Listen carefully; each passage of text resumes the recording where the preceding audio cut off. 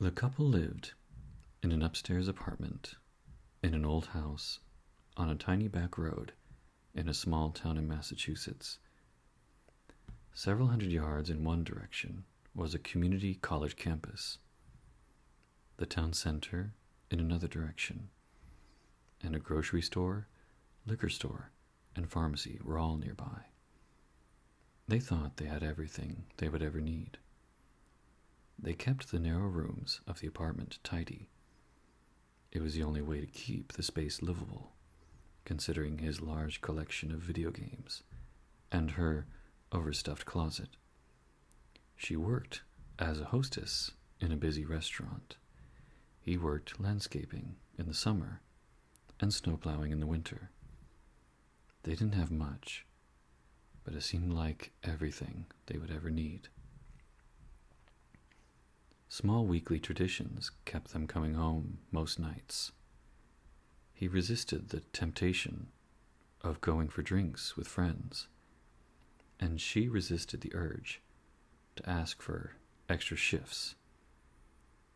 Alcohol and extra cash couldn't keep them from each other on Tuesday, when she would make French toast and he would make bacon.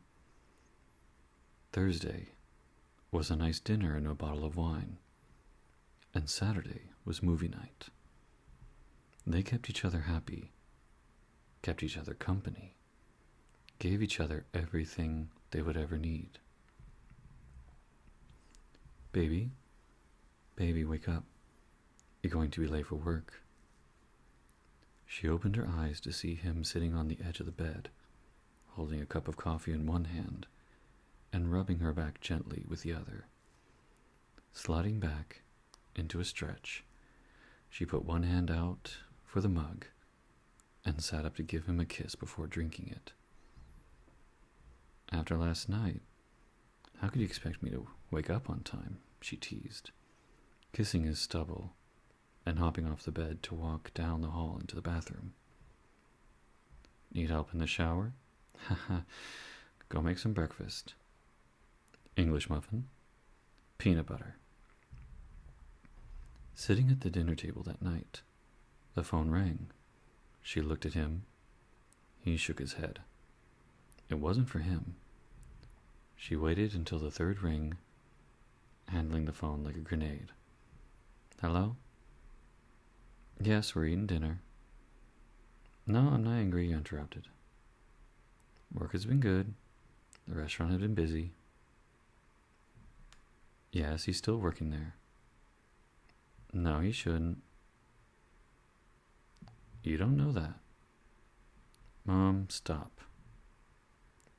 No, Mom, I'm not coming home. I have to go. I love you, bye. She hung up, the tears already sliding out of the corners of her eyes, his fingers ready to catch them. He didn't understand the woman's issue with her daughter being happy, or her inability to accept that he was the source of her happiness. It had been over 2 years. She always told him not to worry about it, that she loved him and would never leave him. It was everything she would ever need. In the 3rd year of their routine, an unnameable shift occurred. One Tuesday, he came home, bacon, bread, and eggs in hand, to find the apartment in disarray. Baby, where are you? He called into the darkness of the hallway. I'm in bed, and I'm not getting out. You'll have to make French toast without me. Her voice sounded as though she had been crying, the raspy tiredness he associated with calls from her mother or that time of the month. Did your mother call today? No, my mother hasn't called in 2 weeks. Thank you for reminding me. Her anger charged down the hallway towards him. He turned to the bathroom to bring her some aspirin and her heating pad, his usual response to what he called her lady problems. The bathroom cabinet appeared to have been emptied out on the counter and floor. Pill bottles, toothpaste tubes, cotton balls, Q-tips, makeup, razors, and a small box of tampons were littering the ground. On the counter, he found the aspirin, but bent over, looking for the heating pad. His eyes caught the words on a rectangular box.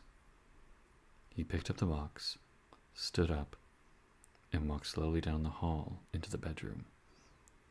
He sat on the edge of the bed, rolled her onto her back, and placed the box in her hands. She said nothing, just laid there, staring up at him. "Baby, what the fuck is that? What does it look like? Please tell me you're not late again. Right on schedule. So could you calm down and get away from me, please?" He wanted to trust her. She never lied to him, but that box, that pink little box, had only ever been the source of trouble for him in the past. He decided to believe her and make himself dinner and sleep on the couch, because that seemed to be what she needed. She had always given him everything he could ever need. 3 weeks later, he was home alone when the phone rang. "Hello?" "No, she's not home right now." "No, we haven't found a church yet." "Because we don't want to go to church."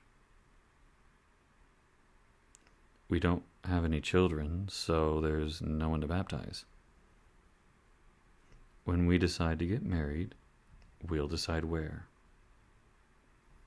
"I understand that upsets you." "Your heathen daughter doesn't need to go to church to be happy."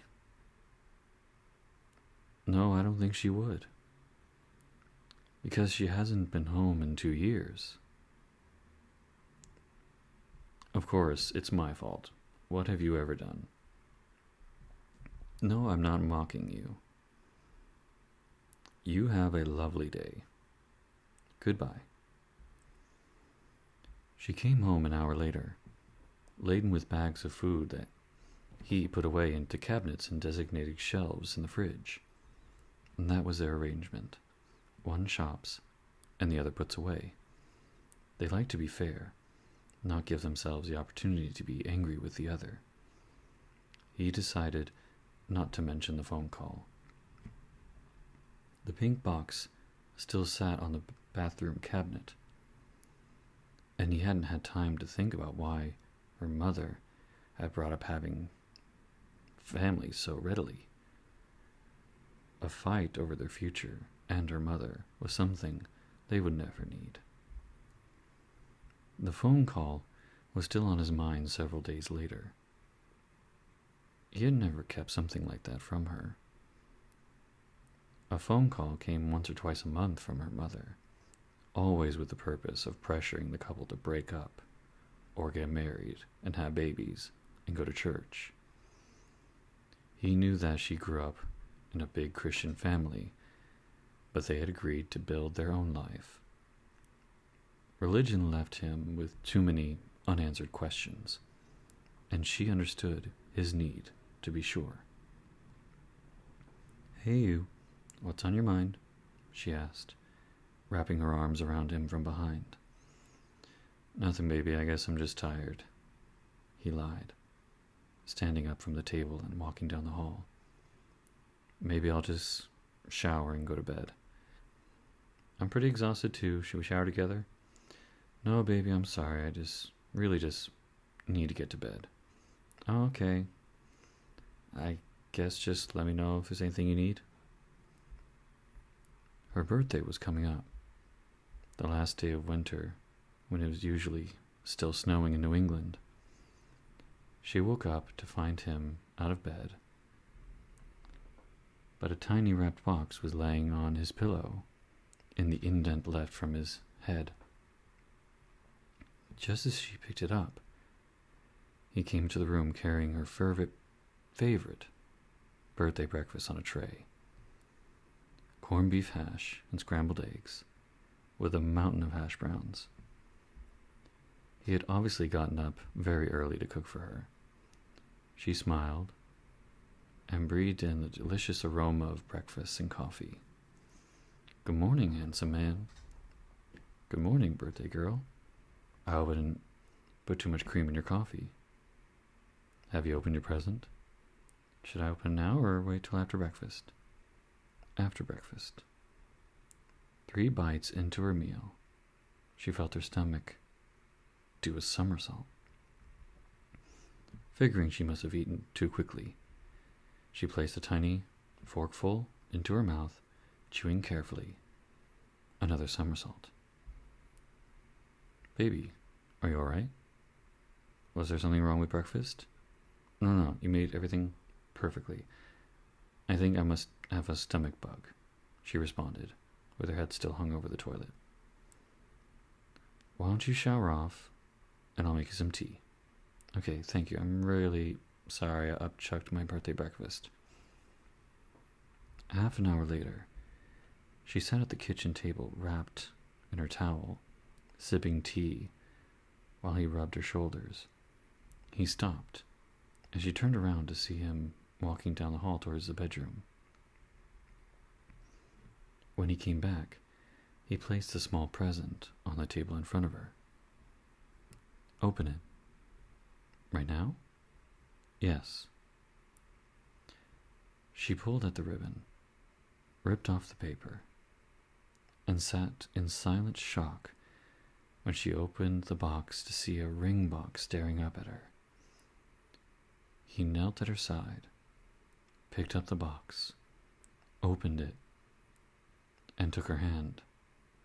You are everything I will ever need. Will you marry me? The ring was small, but she loved it. It fit perfectly, and she would catch him smiling at her left hand when he thought she wasn't looking. It had been 2 weeks since he proposed, and she had told everyone they knew, except one person. She kept picking up her phone, only to put it back down before even dialing the number. Baby, just call her. Your mother can't change how much we love each other. She's going to tell me that you waited too long. She'll say awful things about you.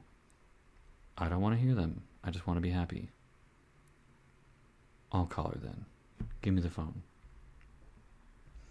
She couldn't stay in the room to listen to them argue. She went to go sit on the bed and wait for the yelling to start. She leaned back and placed a pillow over her head, then sat right back up and bolted to the bathroom, slamming the door. Oh God, she whispered to herself as she knelt in front of the toilet right before hurling back up everything she'd eaten that day. Baby, are you all right? I think something's wrong with me. I'm not usually sick for this long. Baby, let me in. He rattled the locked door. No, I'll be fine. I'm going to shower. She turned on the water, but sat on the toilet seat, not getting undressed. She started counting weeks in her head. Reaching into the crowded bathroom cabinet, her fingers found the edge of a pink rectangular box.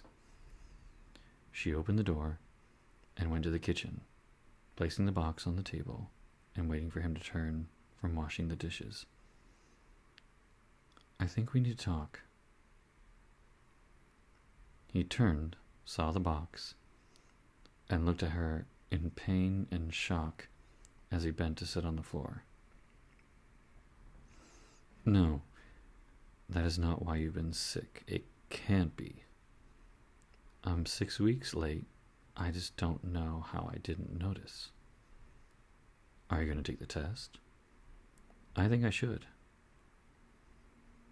She walked the box back to the bathroom, and he tried to compose himself.